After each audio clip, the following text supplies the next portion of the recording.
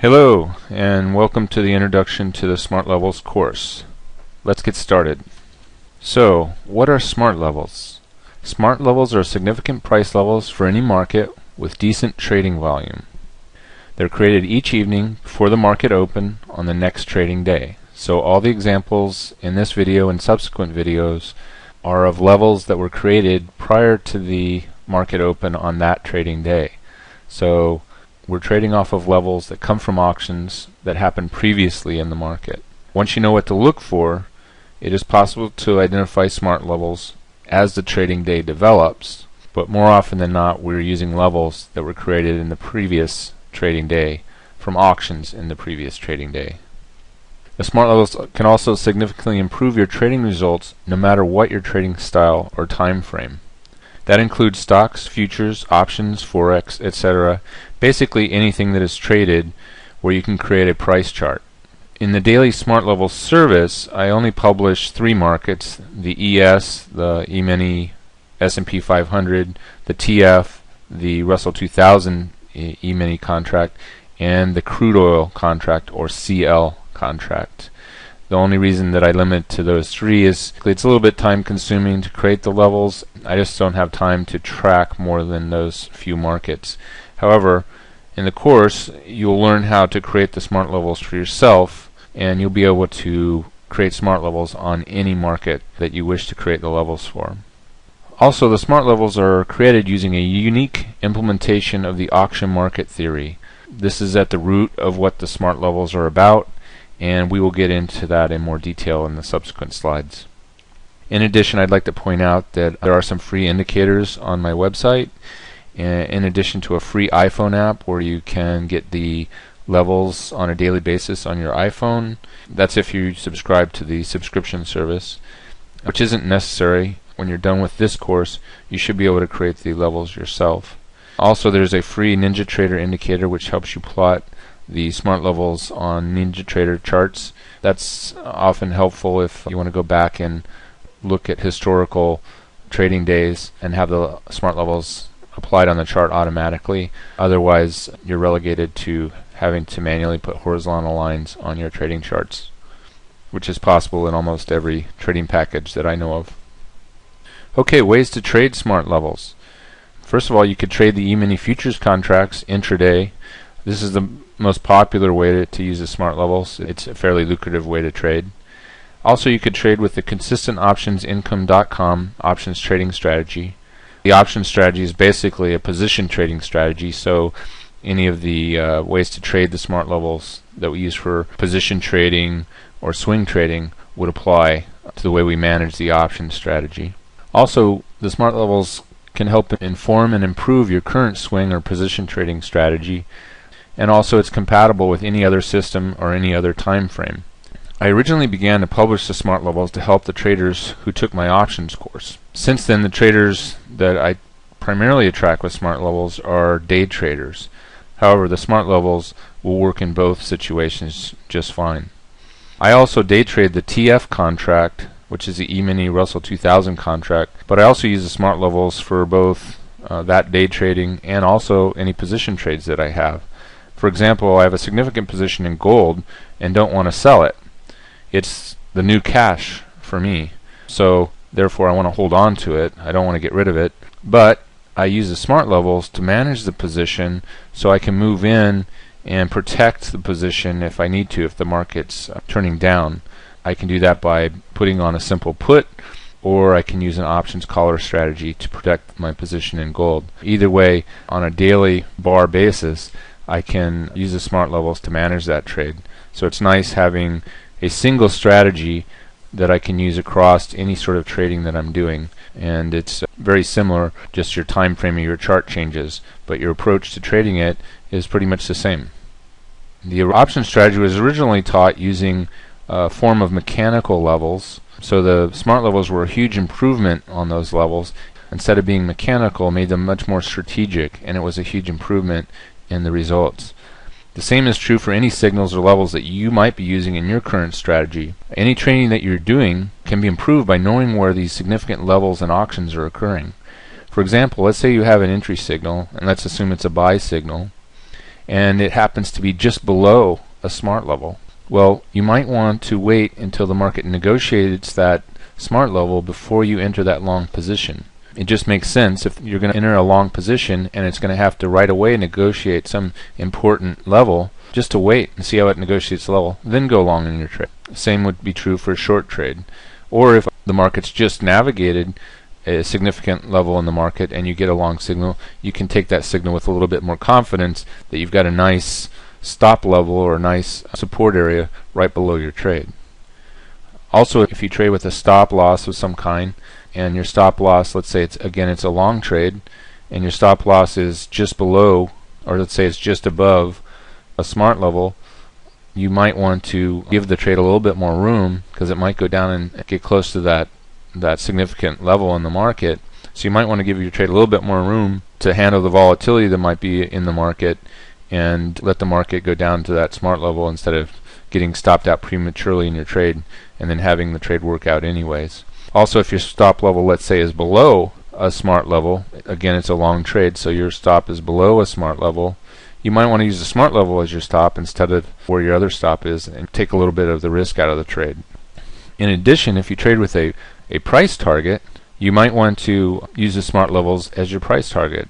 For example, if, again, in a long trade, your normal target would be just short of a smart level, it might make sense to let your trade have a little bit more potential for profit, and let's see if it can go up to that next smart level. So you can kind of improve your potential profit in your trade by using a more strategic level.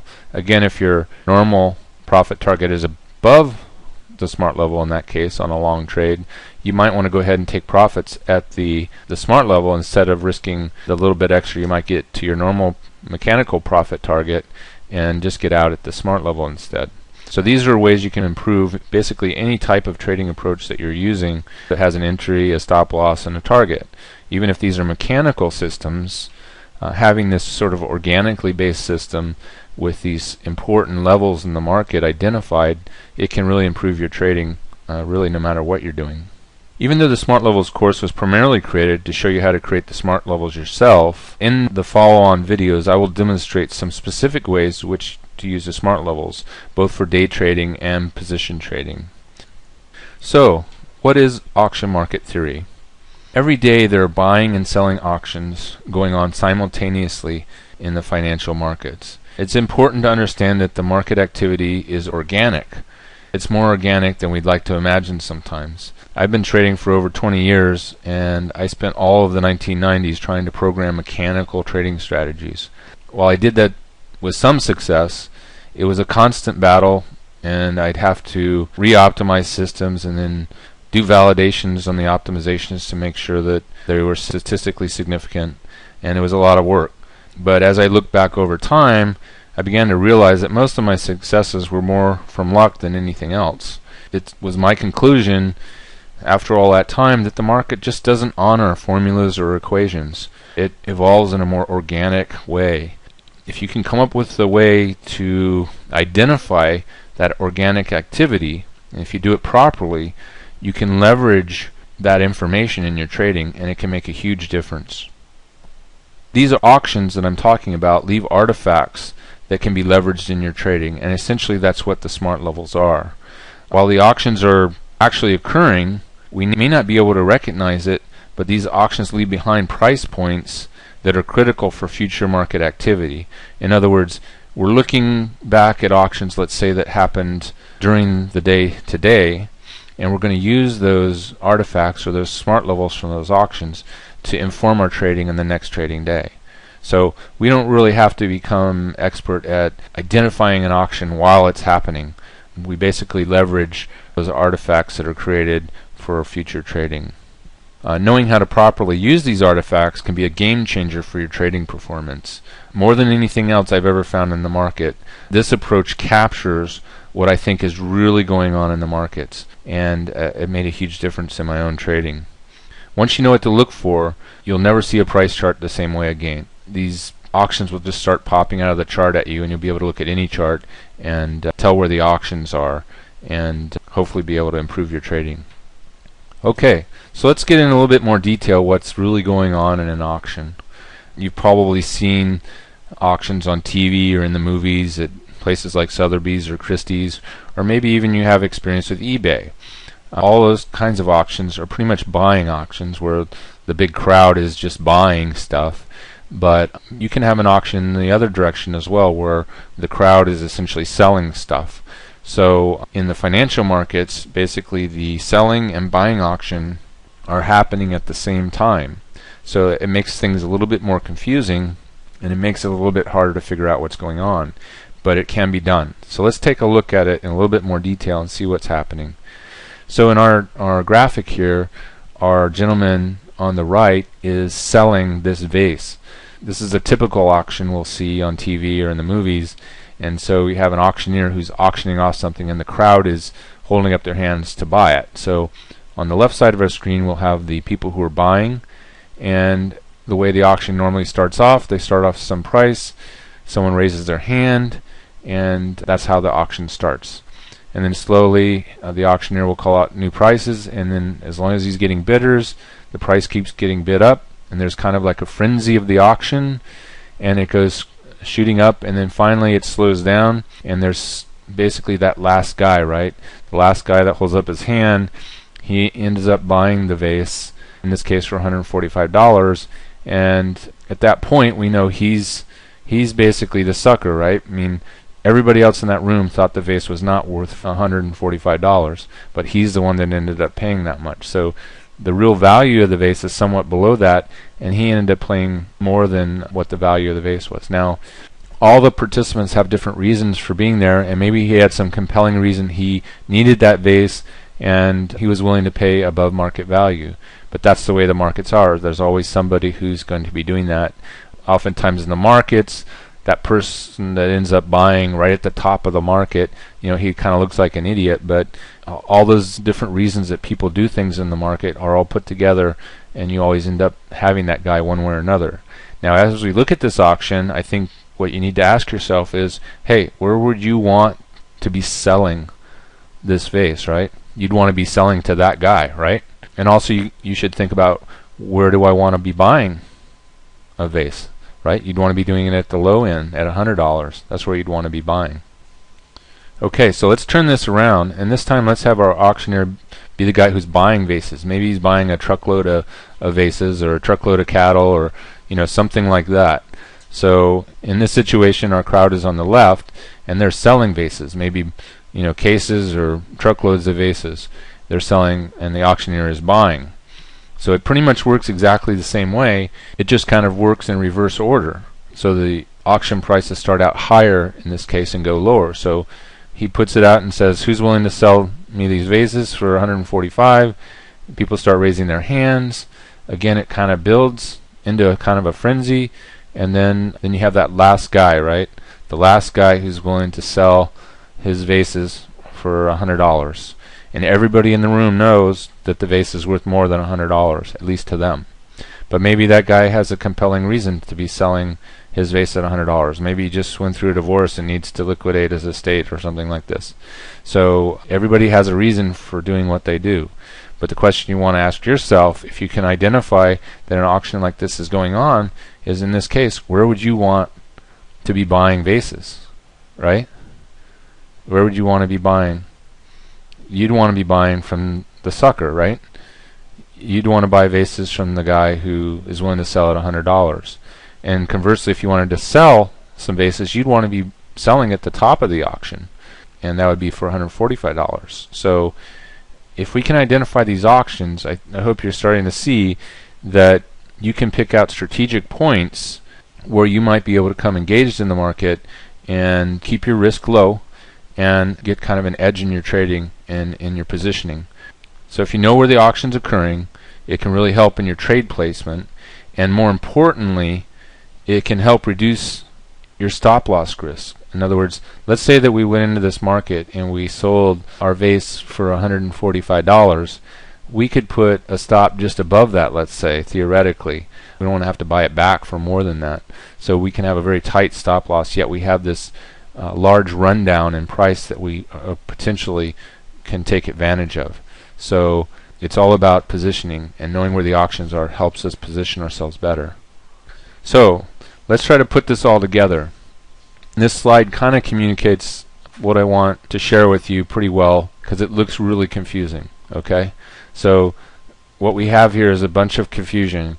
We've got this buying auction going on at the same time as the selling auction. There's all these hands going over. It's kind of reflected in that bar chart on the right side of this page, and you can look at those bars and it just looks like randomness, right? I mean, the bars go up, the bars go down, the bars go up, the bars go down, they go back up.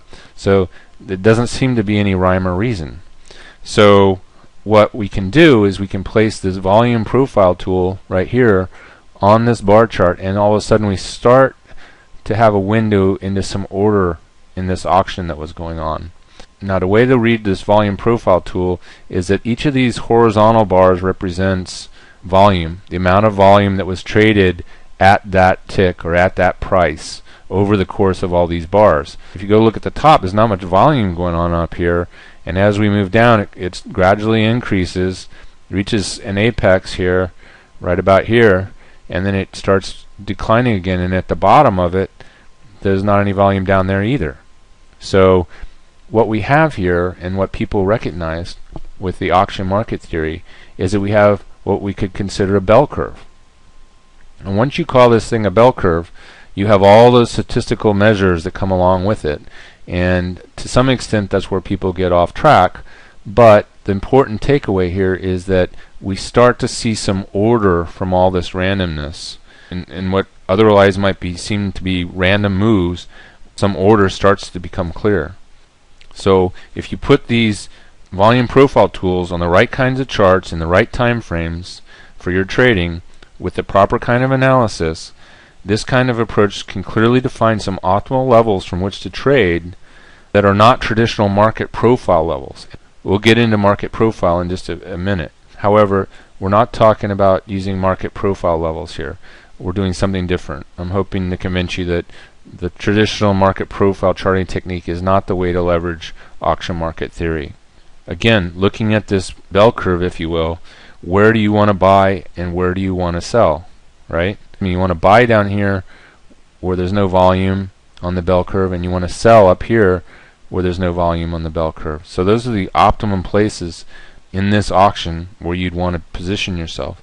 And again, you can have some really tight stops just above these levels or below these levels where you can realize that maybe you were wrong, and you have a large opportunity to move up from buying down here, and a very short way to move before you can realize that maybe this trade's not going to work out.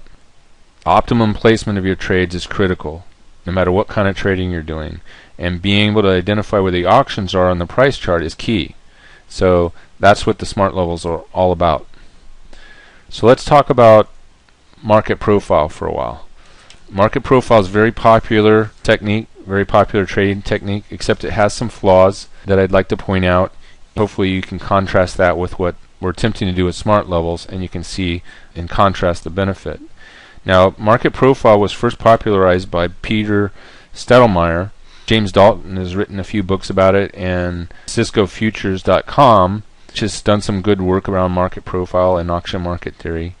But in general, I think that the popular implementation is flawed in a number of ways. My contention is that they all started with the right premise that auction market theory was sound. In fact, I believe Stettlemyer was exposed to agricultural or cattle auctions as a kid. I think he understood how auctions really worked. However, I believe the market profile charting technique didn't capture this true essence of the auction market theory. It was kind of a crude attempt to put, a charting technique around what the auction was. The traditional market profile chart assumes each day is one auction. Now, if you think about it, you watch that Sotheby's or whatever type of auction you have in your mind, it's hard to imagine that the whole day is a single auction, right? Auctions happen often more than once in a day, and if there is only one auction in the day, it's not for the whole day, it's only part of the day, because the market spends time moving from auctions or value areas, however you want to think about it, but it also rotates or trends to new value areas, right? It says, okay, this is a value area, but then things happen, people change their minds about the market, and all of a sudden in those situations the market wants to rotate up to a different value area or rotate down to a different value area. And those are what we would traditionally call trending periods. And we know that the market trends less than it goes sideways. Most of the time the market's going sideways. So during those auctions, there may be only one auction on a given day, but it's not going to be for the whole day. And the market profile charting technique assumes that each day is one auction. And I think that's a major flaw. Now there are some permutations on that where we'll see in just a minute, but generally speaking, the fixed time frame is the problem. There are some charting packages that can capture market profiles on, let's say, regular intervals, like maybe every 60 minutes they can create a market profile. And so every 60 minutes you see these little profiles. But again, auctions don't adhere to regular time frames. They're much more organic. Some auctions happen fast, some auctions take a long time to work out. So we have to be able to deal with that. We need to identify the auctions where they are, when they happen, and when they end. So that's an important flaw, I think, in the market profile chart. We've kind of solved that with the SmartLevels. The traditional market profile also assumes that one standard deviation range is important. Like I've said before, I don't think the market cares about formulas or statistics. This is a profound and important truth that I think we have to understand about the markets. Like I said earlier, I spent the whole of the 1990s testing mechanical strategies, and I came away with a distinct lesson that you must embrace the organic nature of the markets to be consistently profitable. Taking a very sort of mechanical approach, it's kind of like having a square hole and you're trying to put this round peg into it. It's just not going to work out over the long run. So I think we have to understand that we're dealing with an organic beast here, and we need to have methods that understand that. The market profile chart also asserts that there's this point of control. Usually it's the highest volume price level for the whole day. In other words, the price at which the most trading happened on any given day, and that this is somehow meaningful. This is interesting information, I think. What price did most people trade at for the whole day? But it would be much more meaningful if we associated that high volume area with an actual auction. In other words, what's the highest volume point of an auction where it happens? Not for the whole day, not for a 60-minute period or recurring 60-minute periods, but find the auctions where they are, find the high volume line of a particular auction, and that all of a sudden I think will increase the meaning many-fold. Also, the market profile charting technique assumes that there are different kind of market profile days. And I've found in retrospect that you can go back and look and identify those types of market profile days. But in real times, as it's evolving, it's very hard to identify these different kinds of days. And I think this kind of attempt to say, oh, well, market profile didn't work so good today, the way we normally use it, because it's a different kind of day and we have to use it differently today than we used it yesterday. And so depending on the day type, we have to use different kinds of analysis. And I think that that should be a red flag for anybody trading any kind of trading system, that if you have to modify things from day to day, that there's some fundamental flaw in the approach if you have to do that kind of thing. And one of the beauties of the SmartLevels and the way we identify auctions is you'll see them happen every day. We're asserting that, hey, there's an auction going on, we were able to identify the auction, and so there can't be a day that goes by that won't display this auction type of appearance that we're going to identify. And when you start seeing it day after day, it'll start really becoming clear that there's something really profoundly true about this approach. So let's take a minute to look at how this chart represents some of the things we just discussed. So here's August 26th on this profile chart, and they're saying basically with the market profile charting technique that this is a single auction for this day, because this is all the trading volume for this day, and this line here represents one standard deviation of the volume for that day. So between here and here, one standard deviation of the bell curve, and this is what they call the value area. And now my contention is that, you know, using statistics in this way isn't very meaningful at all, because the market doesn't know this. The market doesn't understand one standard deviation of volume. People aren't trading off of that, really. I mean, there's a lot of people using market profile now, so you'll see reactions off these levels sometimes. But I don't believe they're statistically meaningful.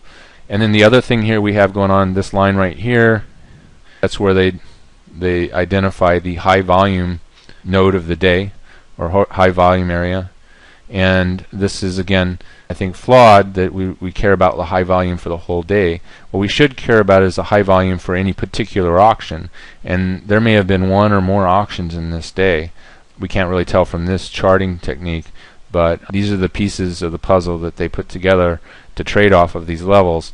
And I would assert to you that I think it's flawed in a number of ways. So hopefully we can improve on this with the SmartLevels approach.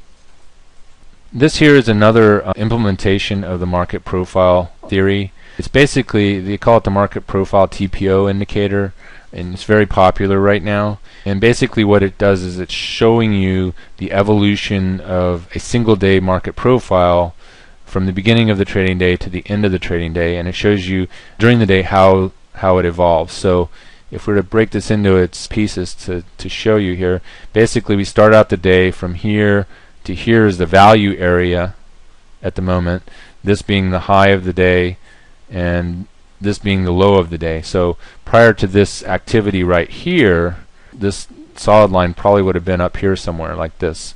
And then we can see that as the day evolves, the value area changes, and this is the high volume area right there. So then again, the high volume area, or the value area, changes as the day evolves. So there's some implied significance to this, that these lines here are significant and that the market will react off them. Now, one of the things I find kind of interesting here is that they've highlighted this one area to, I guess, show how well this works, and you see the market reacting off of this low, right? This line here. Well, this line represents the low of the day, and to be fascinated by the low of the day reacted off to the low of the day, it's essentially meaningless, because this line wasn't the low of the day before this activity. It's this activity that created the low of the day, and I'm not sure why they're highlighting this. I just captured this screenshot off the internet. So again, I don't think that, regardless of whether you do the analysis of the whole day or show it evolving over the whole day, I don't think it's meaningful. So here's a standard bell curve, and like we were saying, the market profile charting technique assumes that the value area is essentially one standard deviation of volume for a particular trading day, and there's a 68% chance that this range would cover 68% of the data sample that you're looking at. So on the volume area, 70% sounds pretty good, that it's going to capture 70% of the action, but with the market profile chart, creating those levels off of the 70% or 68%, it just doesn't make any sense from an auction point of view. The auctions happen, essentially where they happen, and just simply arbitrarily saying, well, 68% of the volume was traded, so it's somehow meaningful. I think it's just a flaw in the market profile approach. On this bell curve here, this area here to here is what they call, two standard deviations, which should capture 95% of the activity, and it's sort of implied that the whole bell curve captures, at 3 standard deviations, I guess they would say 99% of all the data points in your sampling. We'll see in a minute that that's just not very true. So whenever anybody's talking about statistics or probabilities, it's very important to know when using statistics will make sense. It applies in some situations, but not others. So let's take a look at a situation where it might make sense. So here's a bell curve that has to do with IQ score distribution. A pretty good use of the bell curve. You might also use a bell curve like this to examine the heights of, like, say, men between 30 and 50. So in that situation, the sampling's kind of finite. We're not going to get people who are 12 foot tall, or we're not going to get people who are 10 inches tall. So you kind of have a distribution, and one standard deviation will probably capture about 68% of the height of men between 30 and 50, let's say. However, when it comes to the financial markets, a lot of statistically aberrant things happen, and the sad truth is that much of Wall Street uses the bell curve to help them make decisions based on, the bell curve and statistics, which can be very misleading. For example, during 2008 in the financial crisis, essentially what happened at the root of it is that there were a lot of analysts looking at bell curves like this for housing prices, and they just assumed over a long historical period that, hey, housing prices pretty much stay within this range. They only go down by this amount, so over a period of time the bell curve is going to capture the range of house prices pretty well. And basically housing moved down in a very statistically aberrant way, and these investment banks had a lot of mortgage-backed securities or collateral debt obligations. They were highly leveraged, and they weren't expecting that big a move in the housing market. And as mortgages started to fail, these CDOs started to fail, and they had lots of liability on their books. So I think they were relying on statistical measures on what housing prices might or might not do, and based on that, these CDOs had AAA ratings, and so they're investing in them like crazy because they just thought there wasn't as much risk as there turned out to be.